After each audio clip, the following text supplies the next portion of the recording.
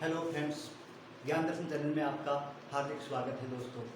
ये आपका अपना चैनल है दोस्तों, आप इसको सब्सक्राइब कीजिएगा और वीडियो को लाइक कीजिएगा। दोस्तों, हम आज जो टॉपिक करने वाले हैं उसका नाम है दक्षिण भारत का जो चोल साम्राज्य है। चोल साम्राज्य कौन सा साम्राज्य? चोल साम्राज्य। दोस्तों, ये हमारा आज का टॉपिक है। दोस्तों, शुरू करने से पहले आपको बता दूं कि मेरे मन में कुछ विचार उत्पन्न हुए हैं। दोस्तों, बात निकली है अगर बात बहुत अच्छी है, आपकी और हमारी ये मुलाकात बहुत अच्छी है, इसका अंजाम भी अच्छा होगा। कम से कम दोस्तों शुरुआत बहुत अच्छी है। चलिए स्टार्ट करते हैं। Let's start. चोल साम्राज्य।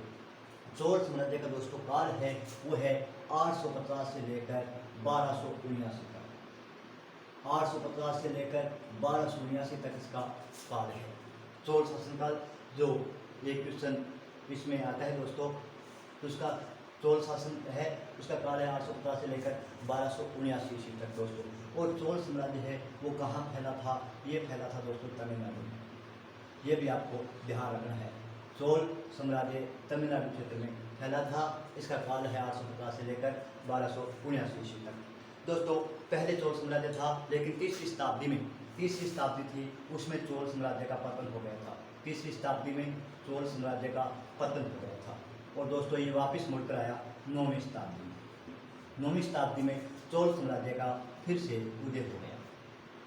और उदय करने वाले थे कौन दोस्तों? यानी चोल साम्राज्य के संस्थापक कौन थे 9वीं शताब्दी में? तो 9वीं शताब्दी में चोल साम्राज्य के जो संस्थापक थे दोस्तों, उनका नाम है विजयदेव।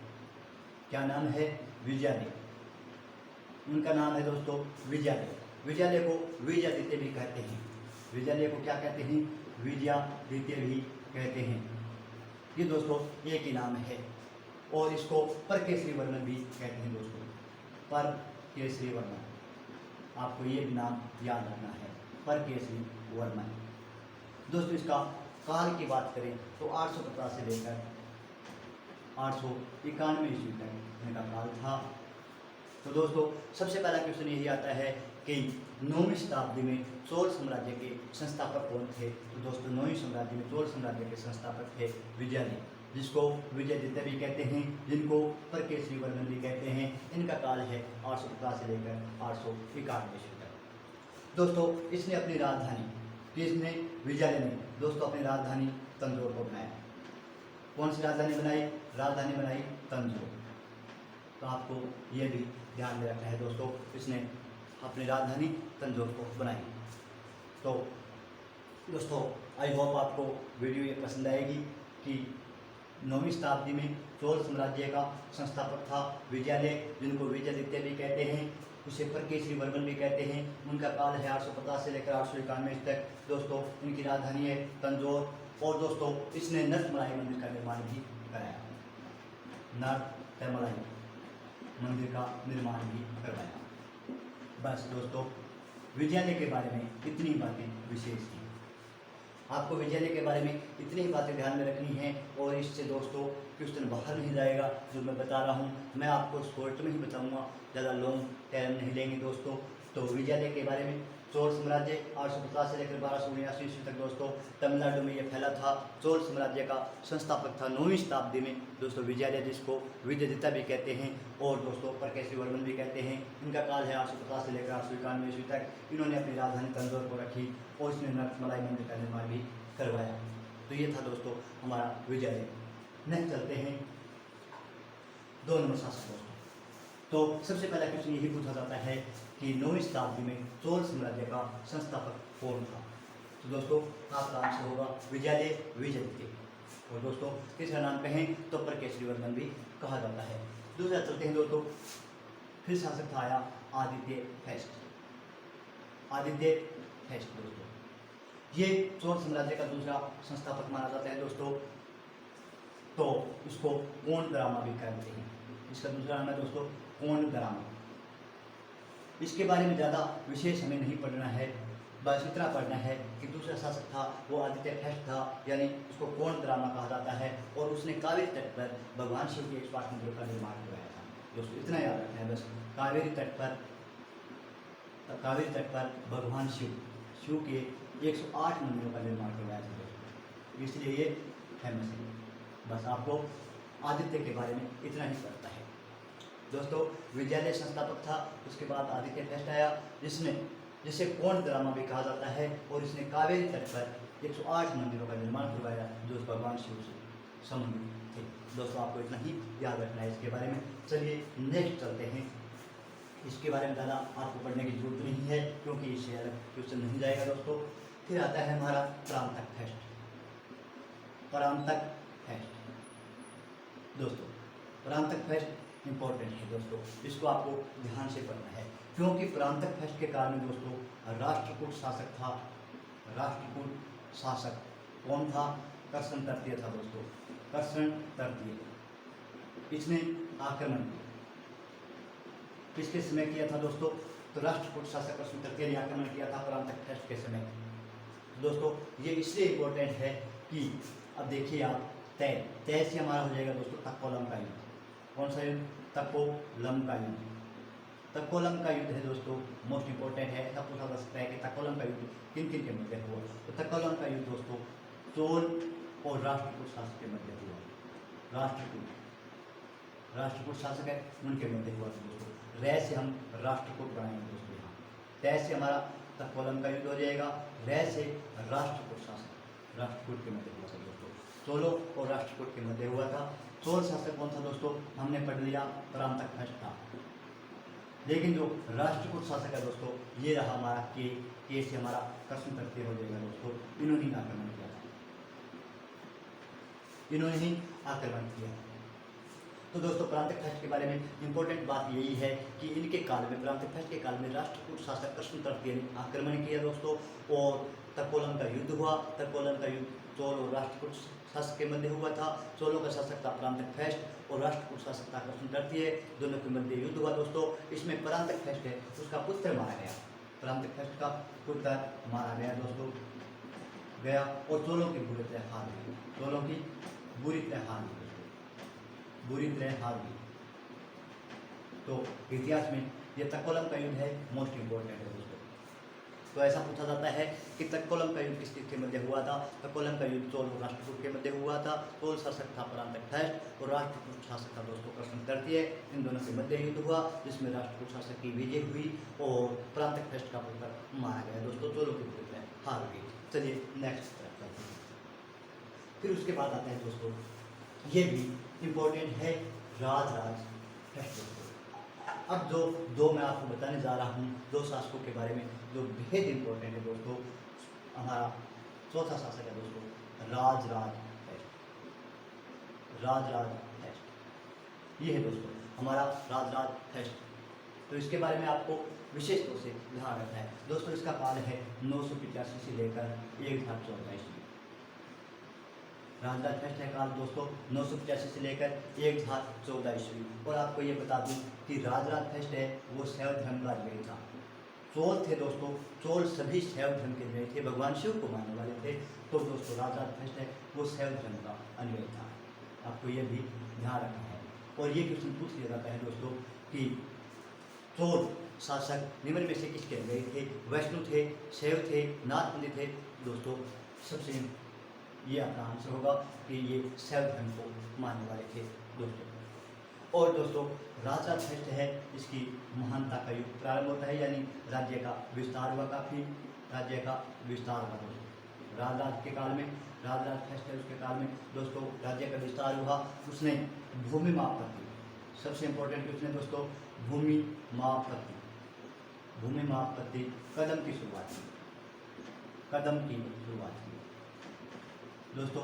सबसे पहले चोल साम्राज्य में, चोल साम्राज्य में सबसे पहले भूमि माप पद्धति करवाई और दोस्तों कदम माप का नाम है, कदम की शुरुआत की। तो ऐसा क्वेश्चन भी पूछा जाता है दोस्तों कि भूमि माप पद्धति है, कदम की शुरुआत किसने करवाई? राजेंद्र फेस्ट ने करवाई, प्रांतक फेस्ट ने करवाई, राजराज फेस्ट ने करवाई या दोस्तों विजयलय ने करवाई? तो आपका राइट आंसर होना चाहिए भूमि माप पद्धति है दोस्तों, उसकी कदम है की शुरुआत चोल शासक राजराज फेस्ट ने करवाई दोस्तों। उसका काल है 985 से 1014 ईस्वी। और दोस्तों इनकी राजधानी की बात करें, राजराज फर्स्ट है उसने अपनी राजधानी तंजौर को ही बनाया दोस्तों, तंजौर को ही बनाया और तंजौर में वृहदेश्वर यानी राजराजेश्वर मंदिर का निर्माण भी करवाया दोस्तों। वृहदेश्वर, तंजौर में वृहदेश्वर कहो या राजराजेश्वर कहो एक ही बात है दोस्तों, राजराजेश्वर मंदिर का निर्माण करवाया। तंजौर में वृहदेश्वर या राजराजेश्वर मंदिर का निर्माण करवाया दोस्तों। तो ये भगवान शिव को समर्पित है, भगवान शिव को समर्पित है, ये भी ध्यान रखना है आपको। तो दोस्तों राजराज फर्स्ट के बारे में बता दूं मैं आपको, 895 से लेकर 1014 ईस्वी तक इसका शासनकाल है दोस्तों। ये शैव धर्म का अनुयायी था और इनका सबसे ज़्यादा राज्य का विस्तार हुआ।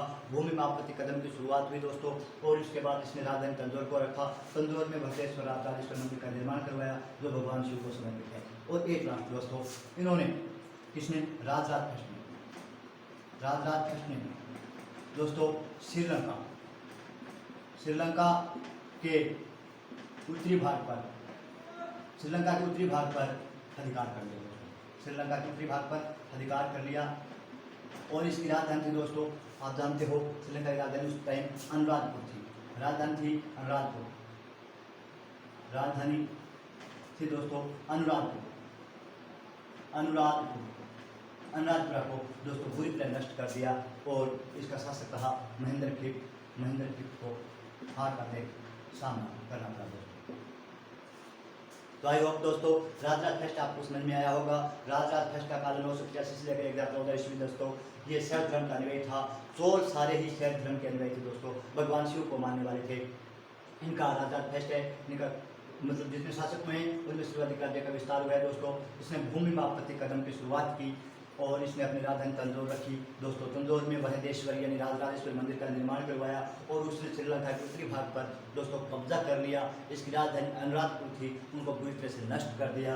और महेंद्र खिप्त वहाँ का शासक था दोस्तों, सिंहल द्वीप का, श्रीलंका को सिंहल द्वीप भी कहते हैं, ये भी आपको पता है, श्रीलंका को सिंहल द्वीप कहते हैं। तो सिंहल द्वीप का शासक था महेंद्र खिप्त, उसको हार का सामना करना पड़ा दोस्तों। चलिए ये हमारा था राजराज है। इसके बाद है दोस्तों नेक्स्ट और लास्ट, नेक्स्ट भी है और दोस्तों लास्ट भी है, क्योंकि दोस्तों चोल साम्राज्य में काफ़ी शासक हैं, लेकिन आपके क्वेश्चन हैं वो राजराज फर्स्ट और राजेंद्र फर्स्ट में ही जाते हैं दोस्तों, राजराज फर्स्ट और राजेंद्र के अलावा नहीं आते। अगर तीसरा क्वेश्चन आता है तो वो आता है विजय के बारे में। तो चलिए दोस्तों हमारा लास्ट और नेक्स्ट है दोस्तों राजेंद्र फर्स्ट। राजेंद्र फर्स्ट के बारे में हम ध्यान से पढ़ते हैं दोस्तों। राजेंद्र फर्स्ट है, उसका काल है 1012 से लेकर 1044 ईस्वी दोस्तों, 1012 से लेकर 1044 ईस्वी। राजेंद्र फर्स्ट का काल 1012 से लेकर 1044 ईस्वी है दोस्तों। इसे दक्षिण भारत का नेपोलियन भी कहा जाता है। राजेंद्र फर्स्ट है, उसको दोस्तों दक्षिण भारत का नेपोलियन कहा जाता है, दक्षिण भारत का नेपोलियन। जो इंपॉर्टेंट क्वेश्चन है दोस्तों आपको ध्यान रखना है, ऐसा पूछा जाता है कि दक्षिण भारत का नेपोलियन किसे कहा जाता है, तो दोस्तों राजेंद्र फर्स्ट को कहा जाता है, जिनका काल है 1012 से लेकर 1044 ईस्वी तक। दोस्तों ये सबसे महान शासक था, ऐसा लिखा जाता है दोस्तों। राजेंद्र फर्स्ट है वो सबसे महान शासक था, इनमें चोल साम्राज्य में दोस्तों, चोल साम्राज्य में जो 9वीं शताब्दी में शासक हुए हैं उनमें सबसे महान शासक था राजेंद्र फर्स्ट दोस्तों। और उसने दोस्तों जो बंगाल के पाल शासक हैं, बंगाल के पाल शासक हैं दोस्तों, बंगाल के पाल शासकों को हरा दिया दोस्तों, को हराकर उन्होंने गंगकोण चोलपुरम की उपाधि धारण की दोस्तों। कौन सी? गंगकोण चोलपुरम की, गंगकोण चोलपुरम की उपाधि धारण की। गंगकोण चोलपुरम की उपाधि धारण करने वाले कौन थे दोस्तों? तो ये थे राजेंद्र फर्स्ट। राजेंद्र फर्स्ट ने बंगाल के पाल शासकों को हराकर गंगकोण चोलपुरम की उपाधि धारण की और दोस्तों गंगकोण चोलपुरम है उसको अपनी राजधानी भी बनाया, गंगकोण चोलपुरम को अपनी राजधानी भी बनाया और उपाधि दोस्तों गंगकोण चोलपुरम की उपाधि धारण की। और गंगकोण चोलपुरम में भगवान शिव का मंदिर भी बनवाया जो शिव को समर्पित है। तो दोस्तों इसने गंगकोण, राजेंद्र फर्स्ट के बारे में आप याद रखना, गंगकोण चोलपुरम को राजधानी बनाया और बंगाल के पाल शासकों को हराकर दोस्तों गंगकोण चोलपुरम की उपाधि भी धारण की उन्होंने। तो कौन सी उपाधि धारण की? गंगकोण चोलपुरम की उपाधि धारण की और गंगकोण चोलपुरम में भगवान शिव का मंदिर बनवाया दोस्तों, जिसे पर्सी ब्राह्मण ने, किसने? पर्सी ब्राह्मण ने दोस्तों गीतों की तरह संवेदना करने वाला, गीतों की तरह संवेदना करने वाला शासक कहा है, गीतों की तरह संवेदना करने वाला मंदिर, ये दोस्तों भगवान शिव का मंदिर है और गंगकोंडचोलपुरम में है। इसे पश्चिम राव ने गीतों की तरह संवेदना करने वाला मंदिर कहा है दोस्तों। चलिए इसके बारे में इतना आपने पढ़ लिया। फेस्ट है 1012 से लेकर 1044 ईस्वी। दक्षिण भारत का नेपोलियन कहा जाता है। ये महान शासक था। बंगाल के 5 शासकों पर आकर इसने गंगकोंडचोलपुरम की उपाधि धारण की, यही अपनी राजधानी रखी। और ये मंदिर है दोस्तों, गंगकोंडचोलपुरम का मंदिर है, भगवान शिव को समर्पित है। इसे पश्चिम राव ने गीतों की तरह संवेदना करने वाला मंदिर कहा है। इसके अलावा दोस्तों चलते हैं अपने फेस्ट के बारे में और कुछ जानते हैं। तो दोस्तों सबसे पहले जानने वाली बात यह है कि इसके काल में एक कवि था, लेकिन कवि से पहले दोस्तों मैं एक युद्ध के बारे में जिक्र कर लेता हूँ। सबसे पहले राजेंद्र फेस्ट के दोस्तों काल में एक युद्ध हुआ था जिसे मास्की का युद्ध कहा जाता है। कौन सा युद्ध कहा जाता है? मास्की का युद्ध कहा जाता है। मास्की का युद्ध किस किस के मध्य हुआ था दोस्तों? मास्की का युद्ध चोल और चालुक्य के मध्य हुआ था दोस्तों। मास्की का युद्ध चोल और चालुक्य के मध्य हुआ था। चोल का शासक था राजेंद्र फेस्ट दोस्तों, चोल का शासक था राजेंद्र फेस्ट। और चालुक्य शासक बात करें दोस्तों जय सिंह सेकंड था, जय सिंह सेकंड था। और दोस्तों इसमें राजेंद्र फेस्ट की विजय हुई और इसने मास्की का युद्ध है वो जीत लिया, जो इतिहास में मास्की का युद्ध कहा जाता है दोस्तों। तो ये आपको याद रखना है कि मास्की का युद्ध किसके मध्य हुआ था? तो दोस्तों चोल और चालुक्य के मध्य हुआ था। चोल शासक थे राजेंद्र फेस्ट और चालुक्य शासक थे जय सिंह सेकंड, इनके मध्य हुआ था। चलिए नेक्स्ट पढ़ते हैं। इनके काल में एक कवि थे दोस्तों, कवि का नाम था कंबन। कवि थे दोस्तों, कवि का नाम था कंबन, जिसे दोस्तों तमिल साहित्य का सवर्णकाल कहा जाता है। तमिल साहित्य का सवर्णकाल कहा जाता है दोस्तों, क्योंकि कवि कंबन थे वो तमिल में लिखते थे तो उसे तमिल साहित्य का सवर्णकाल माना जाता है दोस्तों। और इसने दोस्तों रामायण का अनुवाद भी किया। इसका अनुवाद किया, रामायण का अनुवाद किया। इसमें किया दोस्तों, इसका नाम दिया रामावतार दोस्तों। रामायण का इन्होंने तमिल में अनुवाद किया, रामायण का अनुवाद तमिल भाषा में किया और रामावतार नाम दिया दोस्तों। इसके अलावा दोस्तों हम देख लेते हैं कि इनके काल में और क्या क्या हुआ। तो दोस्तों चोल शासनकाल है, चोल शासनकाल की बात है। चोल शासनकाल में दोस्तों उत्तराधिकारी है, उत्तराधिकारी पहले ही घोषित कर देते थे, उत्तराधिकारी पहले ही घोषित करते थे दोस्तों, पहले ही घोषित कर देते थे। ये आपको ध्यान रखना है कि घोषित कर देते थे। नंबर 2 दोस्तों अगर एक बात करें तो चोल साम्राज्य में उत्तराधिकारी पहले ही घोषित कर देते थे दोस्तों। दूसरी जो चोल साम्राज्य की नटराज की कांस्य की मूर्ति है, नटराज की कांस्य की मूर्ति है दोस्तों, बहुत इंपॉर्टेंट है। कांस्य की मूर्ति किस काल में हुई थी? चोल साम्राज्य काल में हुई थी दोस्तों, जो चतुर्भुज है। चतुर्भुज है मतलब चारों दिशाओं में उसका मुख है दोस्तों, ये भी है। और दोस्तों इसके बाद बात करें तो ये भगवान शिव को मानने वाले थे, सभी भगवान शिव को मानने वाले थे, भगवान शिव को मानने वाले थे दोस्तों। क्योंकि इसके जो मंदिर हैं दोस्तों, जैसे राजराज फेस्ट है उसका दोस्तों तंजौर में वर्धेश्वर मंदिर है, तंजौर में वर्धेश्वर मंदिर का हो या राजराजेश्वर मंदिर का हो, राजराजेश्वर मंदिर है वो भगवान शिव को समर्पित है दोस्तों, भगवान शिव को समर्पित है। और दोस्तों राजेंद्र फेस्ट की बात करें राजेंद्र फेस्ट की बात करें दोस्तों गंगकोंडचोलपुरम में, गंगकोंडचोलपुरम दोस्तों, इसमें भगवान शिव का मंदिर है, ये मंदिर है दोस्तों, तो वो भी भगवान शिव को समर्पित है। और इस गंगकोंडचोलपुरम को दोस्तों पर्सी ब्राह्मण ने, किसने? पर्सी ब्राह्मण ने गीतों की तरह संवेदना करने वाला, गीतों की तरह संवेदना करने वाला मंदिर कहा है दोस्तों। तो ये दोस्तों हमें इतने याद रखने हैं। सबसे पहले जो चोल वंश की स्थापना की थी दोस्तों विजयनगर ने की थी 9वीं शताब्दी में 850 ईस्वी में। 850 से 851 में इसका शासनकाल था। विजयनगर को विजय देवता भी कहते हैं दोस्तों, और प्रकेश वर्मन भी कहा जाता है। उसके बाद आया आदित्य फेस्ट दोस्तों, इसके बाद हमारा प्रांतिक फेस्ट आया था। प्रांतिक फेस्ट के बारे में आपको एक बात याद रखनी है कि इसमें त्रिकोलम का युद्ध हुआ था, जो चोल और राष्ट्रकूट के मध्य हुआ था। राष्ट्रकूट शासक का संसदीय था। उसके बाद दोस्तों राजराज फेस्ट भी इंपॉर्टेंट है दोस्तों। राजराज फेस्ट के बारे में आपको एक क्लियर रखना है कि तंजौर में वर्धेश्वर राजराजेश्वर मंदिर का निर्माण करवाया और भूमि मापपति कदम की शुरुआत की दोस्तों। ये 2 बातें आपको विशेष तौर से ध्यान रखनी है। तीसरी बात है कि राजराज फेस्ट ने श्रीलंका के उत्तरी भाग पर अधिकार कर दिया दोस्तों। वहाँ का शासक था महेंद्र फिर उसको हराया और राजधानी अनुराधपुर को पूरी तरह से नष्ट कर दिया। तो उसके बाद दोस्तों हमारा राजराज फेस्ट है जो मोस्ट इम्पोर्टेंट है दोस्तों। तो उसने बंगाल के 5 शासक हैं उनको हराकर गंगकोटपुरम की उपाधि धारण की दोस्तों, और अपनी राजधानी गंगकोटपुरम को ही बनाया। गंगकोटपुरम में एक मंदिर बनवाया दोस्तों जो भगवान शिव को समर्पित है और प्रसिद्ध ब्राह्मणी से गीतों की तरह संवेदना करने वाला कहा है। दोस्तों राजेंद्र फैक्त है, उनके शासनकाल में एक कवि हुए हैं जिनका नाम है कंबन, जिसे दोस्तों तमिल का बहुत ज़्यादा ज्ञान था और इसके काल को तमिल साहित्य का सवन काल माना जाता है। दोस्तों ये कंबन थे, उन्होंने रामायण का तमिल भाषा में अनुवाद करवाया दोस्तों और रामावतार ग्रंथ की रचना की। तो दोस्तों आज के लिए इतना ही। ये चोल साम्राज्य बहुत ज़्यादा इंपॉर्टेंट है, तो दोस्तों आप इसको अच्छी तरह से पढ़िए। हमारा जो ये वीडियो है दोस्तों इसको आप लाइक कीजिएगा, अगर आपको पसंद आए तो लाइक करना दोस्तों। और हमारा चैनल है ज्ञान दर्शन 2240, ज्ञान दर्शन 2240, इसको दोस्तों आप सब्सक्राइब कीजिए। ज्ञान दर्शन 2240, इसको आप सब्सक्राइब कीजिएगा दोस्तों। आपका बहुत बहुत धन्यवाद, थैंक यू वेरी मच। फिर मिलेंगे दोस्तों। ज्ञान दर्शन चैनल को सब्सक्राइब करें और वीडियो को लाइक करें। धन्यवाद।